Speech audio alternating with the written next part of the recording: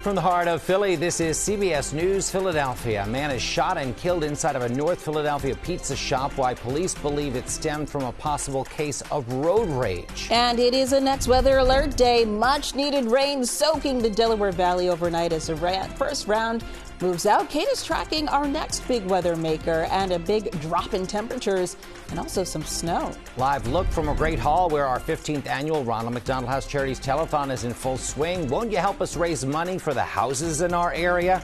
We'd appreciate it. Good morning, everyone. Welcome to the News at 7, streaming on CBS News Philadelphia and on Philly 57. I'm Jim Donovan. And I'm Janelle Burrell. Glad to have you with us and excited for our telethon today. Let's start things off, though, with our next weather forecast. Meteorologist Kate Bilo in our next weather sphere we had the rain, and here comes another round of weather, Kate. Another round from really the same system. It's just going to transform itself a little bit into a new low or fuse with a new low that's then going to swing through tomorrow. So kind of a complex setup, but what you need to know, round one has really come to an end. The rain that came through overnight, the winds, that has started to shift out. Today is a blustery and colder day. A lot of cloud cover still over the city. Temperature-wise, it is not all that warm outside this morning, and with the wind, it feels colder, but we are seeing the end of the rain. The rain starting to push on out. A look at the kind of last 6 hours, you can see the rain has shifted from southwest to northeast and has diminished. Right now we've got temperatures in the 40s, 43 in Wilmington, 46 in Philadelphia,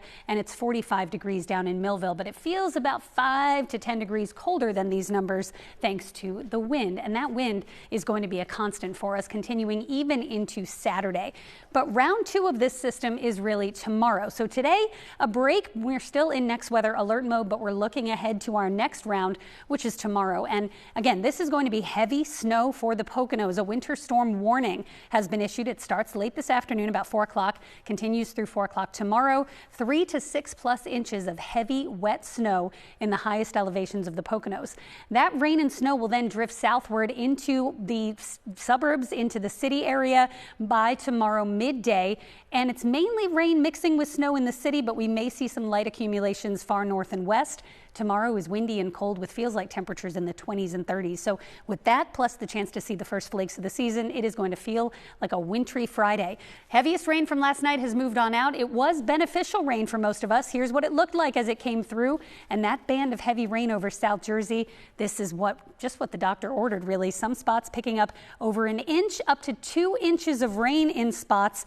And we needed it. And there's more on the way tomorrow. I'll take you through tomorrow's timing coming up in just a few minutes. Let's check in with Kim Hudson and see how the roads are looking. Hey, Kim. They are not looking great right now, Kate. We are still dealing with this earlier crash and car fire on I-95 southbound after Academy Road. At first, only one left lane was blocked, partially blocked the center lane, but now we're only down to 1 lane of traffic getting by all of this. We have backups going all the way back to Woodhaven Road in Bucks County as traffic tries to squeeze down from 3 lanes down into just 1. So if you're trying to use 95 southbound from Bucks County going into Center City, it'll take you more than an hour right now. It'll only take you 15 or 20 minutes to go the opposite direction. Jim?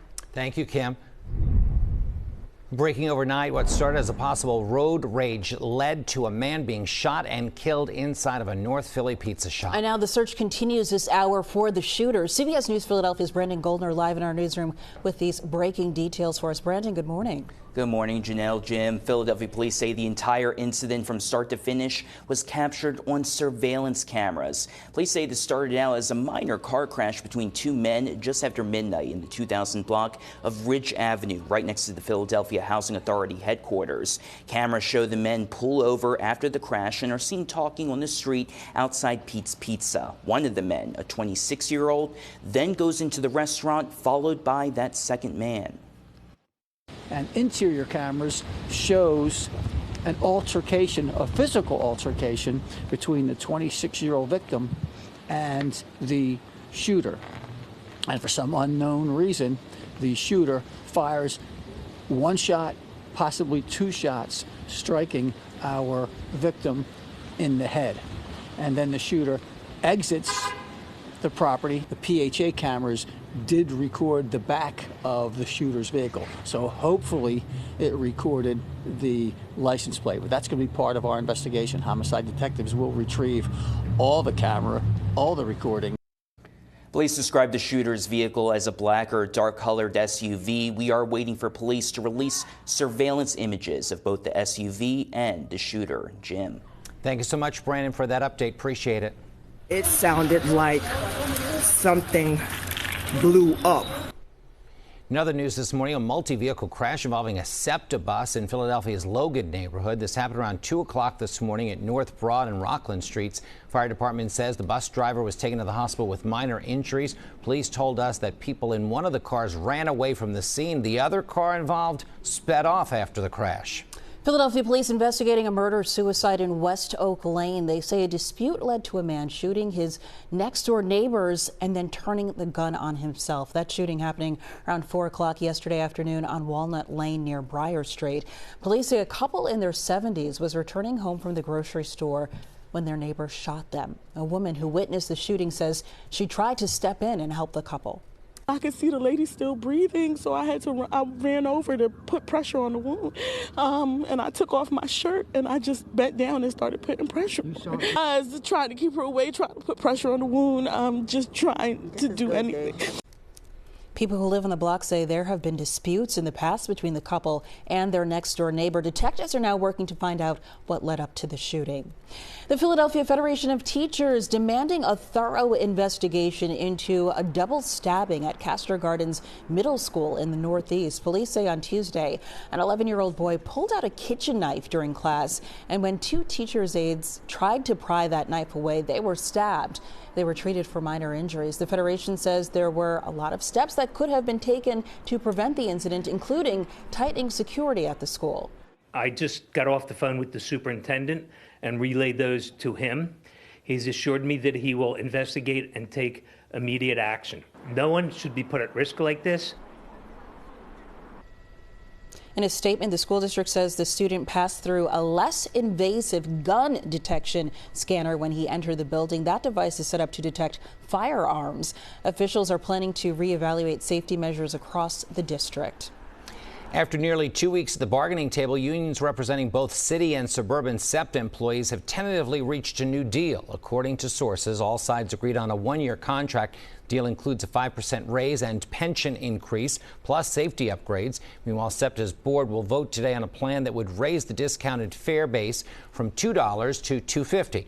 SEPTA, of course, is facing a budget deficit of $240 million. If it passes the fare hike, that would take effect December 1st. SEPTA has also proposed a second across-the-board hike that would bring the base fare up to $2.90, with regional rail fares ranging from $7 to $13 per ride. If approved, that would take effect in January.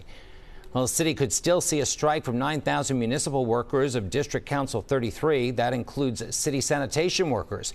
The union approved a strike authorization on November 14th, but continues to negotiate with the city. The union said the city is looking for a 1-year contract extension, while the employees want a longer-term deal that includes pay raises. Hearings on the proposed 76ers arena in Center City continue today. City residents, union leaders, economic development groups, and doctors and business owners have all given their opinions to city council members on the controversial arena plan. We spoke with some council members to get their feelings on the project. There has been no movement amongst the owners of the 76ers to provide, meaningful conversations with the community members. And so at this point, my position remains the same as it been. And right now, we'll vote no for it. I'm standing with my union brothers and sisters to bring some more work to the city of Philadelphia. 5-year job is not a joke. Apprentices will finish their whole apprentice program on that. Today's public comment session is scheduled for 6 to 9 tonight.